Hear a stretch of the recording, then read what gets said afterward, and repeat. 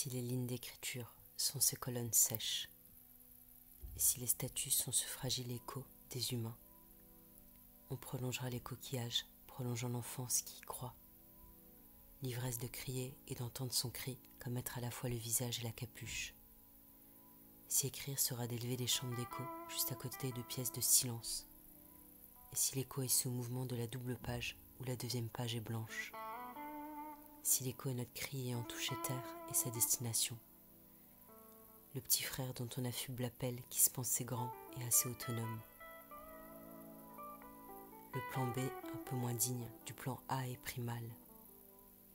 L'écoute sera cet écho qui modifiera la phrase sans ses cœurs.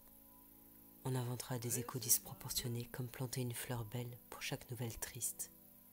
Si on dirait chaque écho aussi une illusion d'optique, un peu magique, et même si la théorie explicitera le mystère, d'un mouvement de son qui se répercute et reste après sa disparition et se répète dans le silence qu'il suit, comme revient un visage après pourtant avoir tourné le dos. Le même visage mais un peu modifié, le même en monstrueux. Si l'écho est ce qui nous ressemble sans être nous, est-ce discret trouble parmi le déjà passé du monde, comme une nuque de futur. Si l'écho a pas le butin du miel qui mime seulement l'abeille, et se contente de cette mauvaise copie d'un Raphaël sur un baiser en ville, si l'écho est comme ces plumes qui restent au sol après le vol de l'oiseau ou l'ange, un jour, nos reflets nous abandonneront. Comme Jésus quitte sa croix sur la croix, renonçant aussi à son corps. Dans la grande caverne aux échos, la polyphonie morte est née. Comme entendre pas le blues, mais les larmes dont il est issu, et la pleine joie aussi. L'écho dansera tout seul, comme la terre tourne depuis le premier élan confié. Les échos des chansons sont pour les oreilles des morts qui les entendent passer, avec leurs oreilles curieuses comme des yeux de pan. Certains fantômes ont des contours. Un jour, on parlera plus qu'à la force lasse de l'écho des fins de choses. On voudra plus, devant le recto, deviner ou anticiper le verso. On s'accommodera d'absence.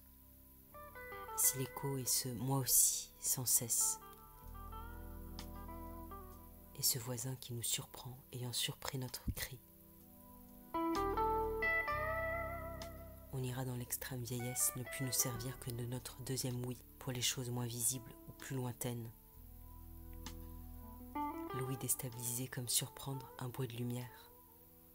Le pire monstre est celui qui vient plus nous parler et qu'on doit se pencher pour voir au fond du trou vivre. L'écho déploiera au gouffre sa livide homophonie, d'un chiffre qui double sans s'augmenter, d'alerter pour et sur un crime qui a déjà eu lieu.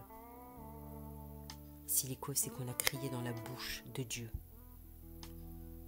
l'écho sera ce professeur qui nous reflète l'origine et d'où la première fois on a crié, on a écrit, comme tenir dans sa paume un fossile de son cri.